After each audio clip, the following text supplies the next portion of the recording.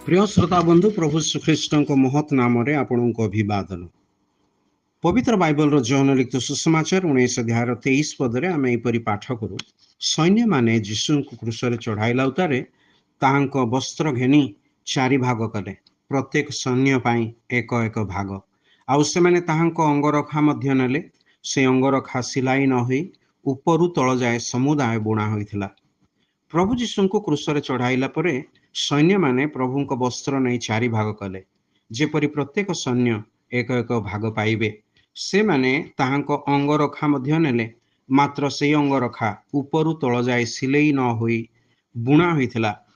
एथिपाई से माने परमेश्वर कहिले, आमे एहाकु चिरिबा नाही, किंतु एहा कहार हबो, तेणु गुली बांट करिबा।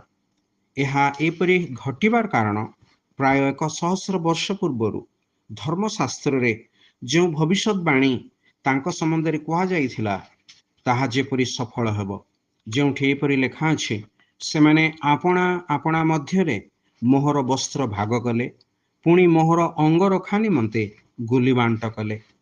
पवित्र बाइबल रे प्रभु श्रीकृष्ण संबंधी भविष्यवाणी गुड़िक सफल होई अछि।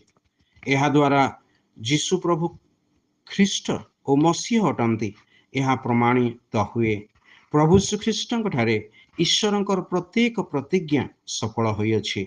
जेपरि जे केही प्रभु श्रीकृष्ण ठारे विश्वास करी ताहांको प्रभु और त्राणकर्ता रूपे ग्रहण करे, से पाप क्षमा और परित्राण प्राप्त हुए। तेबे प्रभु श्रीकृष्ण ठारे विश्वास द्वारा आपण परित्राण प्राप्त होबाकू चाहिबे नहीं कि?